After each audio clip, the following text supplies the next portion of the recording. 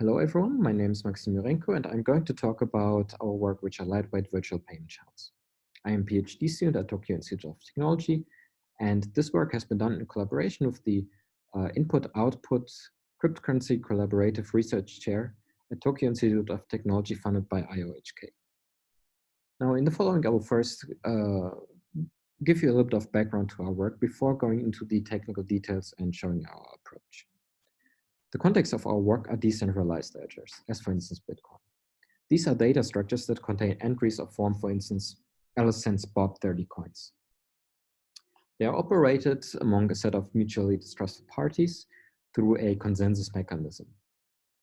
Entries can only be appended to the ledger, they can never be removed or reordered. However, if the number of transactions that are to be added to the ledger exceed the capacity of the consensus protocol, we can run into scalability issues. A possible remedy for this are off-chain channels. They basically work like this. There are structures between two parties. Imagine here on the left side Alice and Bob. Both parties can log funds into this channel by creating an entry on the ledger that says they opened the channel, and for instance, in this case, both log 5 coins each into the channel. This channel then stores a state. The state is, in our case, we are only interested in payment channels, so the state is how are the coins that are logged into the channel distributed between both parties. Then the parties can update the state of the channel arbitrarily often without interacting with the ledger. Doing this, they can basically do payments among each other. For instance, Alice can send 2 coins to Bob by having them update the channel state such that Alice has 2 coins less in the channel and Bob has 2 coins more in the channel. They can do this an arbitrary number of times, and at the end, when they are finished, they can unlock the coins and close the channel by adding another entry with the latest state of the channel to the ledger. Now we can extend channels to payment channel networks by using techniques such, for instance, hash time lock contracts, in short, HTLCs. An HTLC can be used to perform a payment from Alice to Charlie. For instance, Alice wants to pay 2 coins to Charlie by replicating the same payment on each channel on the path from Alice to Charlie. This payment then will be executed atomically, meaning either it will be executed on all channels on the path or on none. However, this has the issue that all parties on the payment path need to be have to be interacted with for each individual payment. So if Alice and Charlie want to do a large number of payments, but at some point Bob just goes offline or decides to stop collaboration, then Alice and Charlie either need to find a new path, which might not be possible if there is no other path. So what if we can have a off-chain protocol that instead creates a channel between Alice and Charlie, such that they can use that to do payments among each other without having to interact with all the intermediaries every time. These have been, such virtual channels have been introduced for state channels. These are basically channels that can store arbitrary state instead of just a balanced distribution, as in the case for payment channels. This improves the network's resilience to parties going offline, but it also gives options to for more services to, for instance, payment hubs, which are like for nodes that have a high amount of funds and a high degree within the network, and they could, as a service, allow their adjacent nodes to form virtual channels among each other. So this is a pretty useful tool. Great. Can we add it to Bitcoin? Well, no.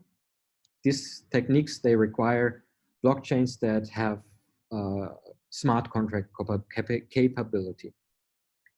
So the question is now, can we do something similar for ledgers without smart contract capability and what would be the trade-offs.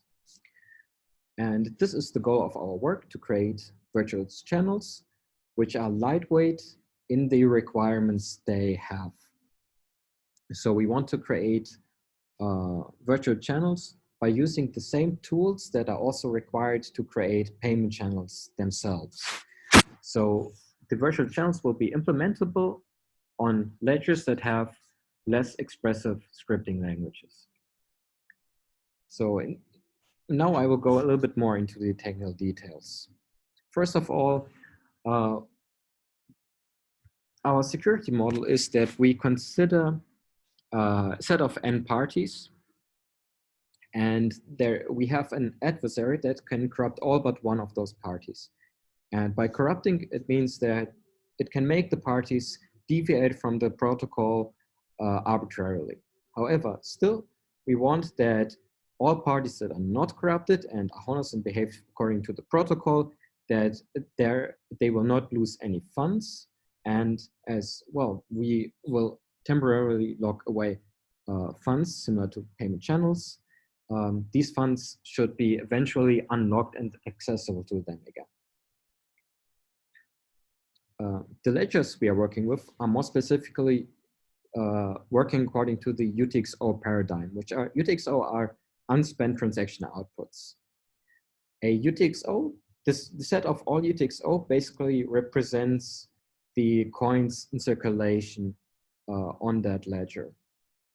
There are of form, they can be defined as tuples of form with two entries.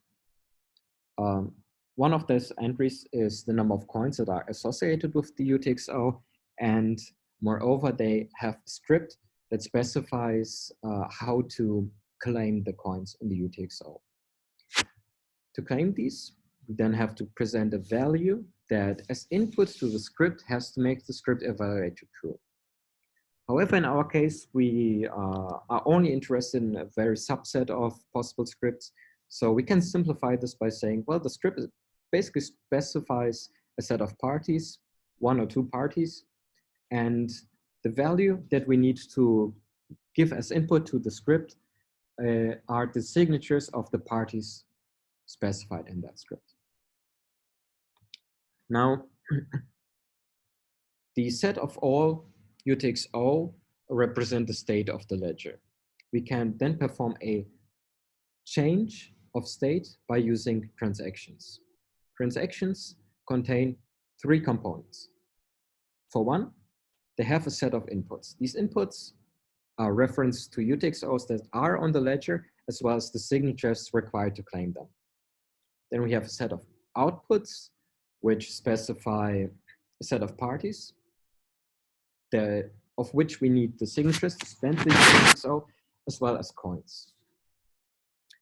However, we need to make sure that we cannot overspend. That means the number of coins defined in the output UTXO has to be at most as many coins as referenced by the input UTXOs. If we give such a transaction to the ledger, if we commit it to the ledger, then all the UTXOs referenced by the inputs will be removed from the ledger, and all the UTXO defined in the outputs will be added to the ledger. This requires that all the input UTXOs are actually present on the ledger. Additionally, we have a time lock associated with a transaction.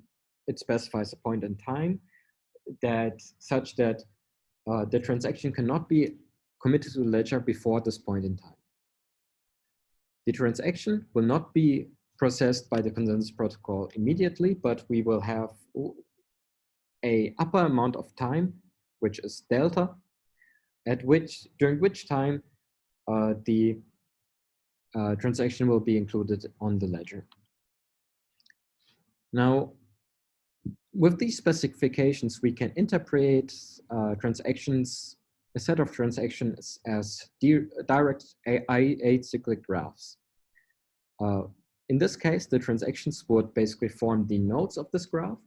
The outgoing edges would be the set of output UTXOs, and the incoming edges would be the input UTXOs. Now, these, as we have the requirement that all UTXOs referenced by in the inputs of a transaction have to be present on the ledger, we know that we have the following dependencies.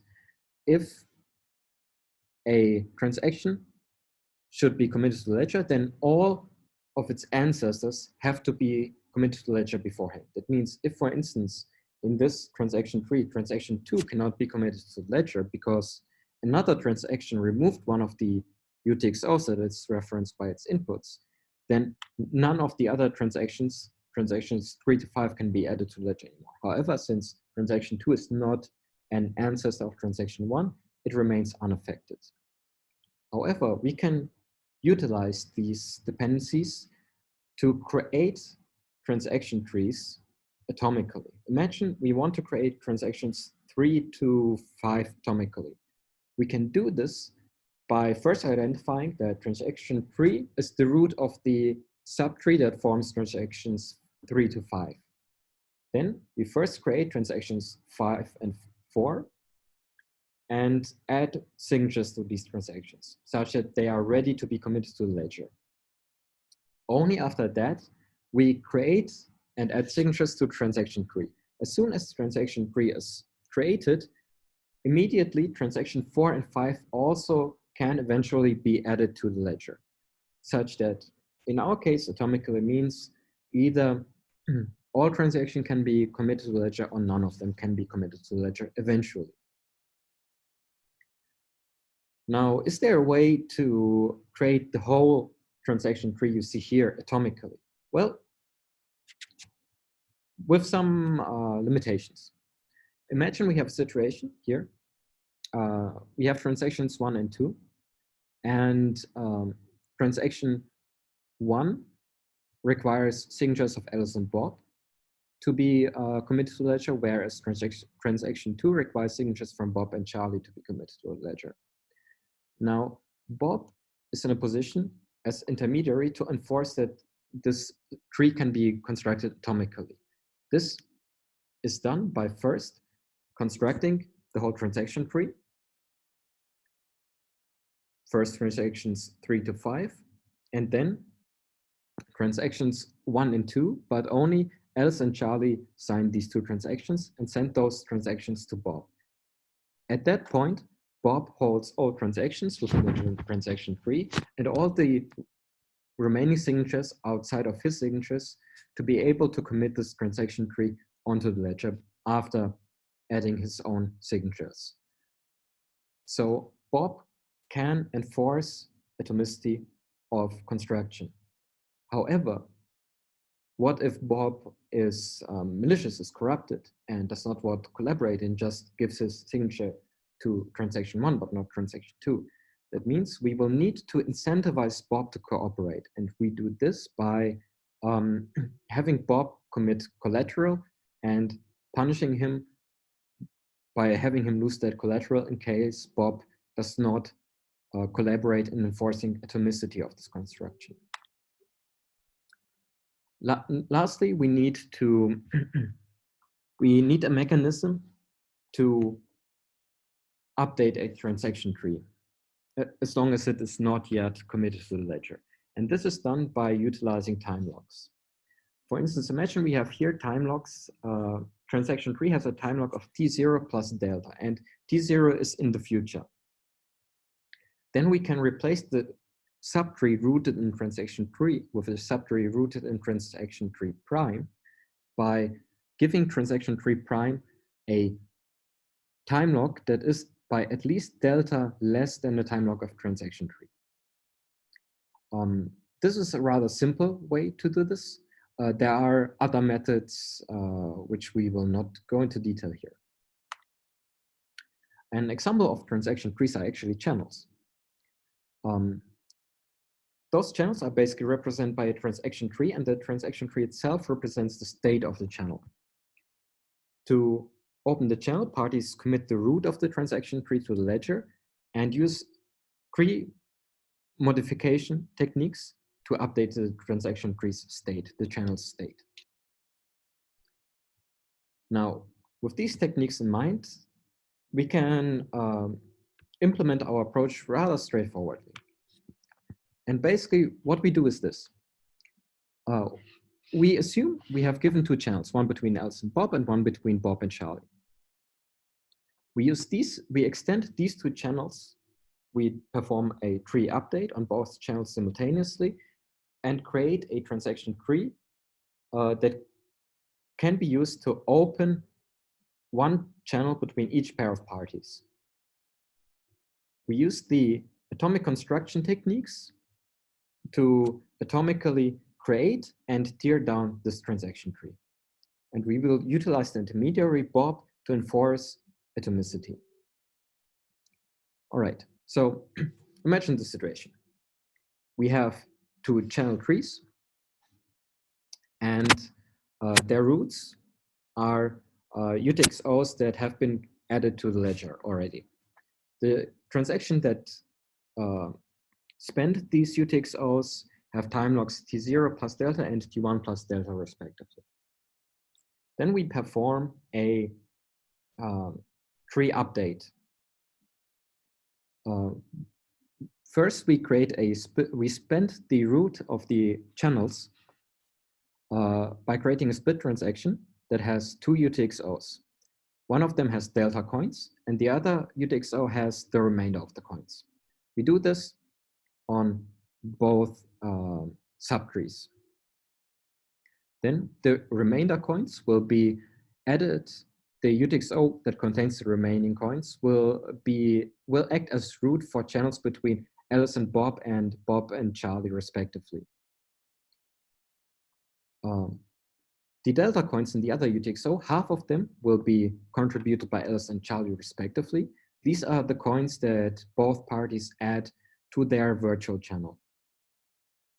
However, Bob also commits delta half coins to these channels, and this is Bob's collateral. Then we will merge both subtrees with one transaction that takes both of these UTXOs as input.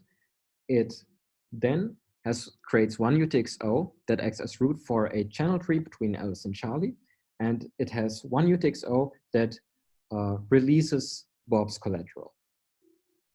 However, here we can run in the situation where Bob and Charlie, for instance, could be malicious and just decide to spend the root UTXO that's on the ledger, remove it from the ledger, such that the split transaction on their side, as well as the merge transaction, and respectively the channel between Alice and Charlie cannot be committed anymore to the ledger. In that case, we create merge transactions that spend the UTXOs that are input to the merge transaction. Instead, they have a time lock that's at least higher than the merge transaction's time lock by delta. And it gives all the coins to Alice and Charlie respectively. This amount of coins is the maximum amount of coins that either party can earn within that channel. So if this happens, they will not lose any coins. However, Bob will not receive his collateral anymore. Nevertheless, if Alice and Charlie refuse to close the channel, Bob can, by committing at time T0 and T1, the split transactions and then committing the merge transactions to the ledger, can avoid paying out his collateral through punished transactions. Now, lastly, we create this whole subtree atomically using the techniques I introduced earlier by creating the split transactions atomically. Now, after the parties did a couple of transactions on the ledger within the channels, we can then close the channel by summarizing, by creating two channels atomically as before and summarizing the balances.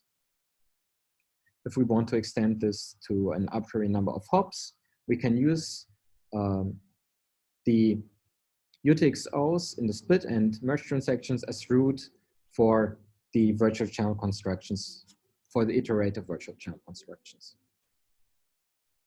Now, as a conclusion, we presented a framework for off-chain protocols and used this to create a virtual channel construction that is compatible with Bitcoin.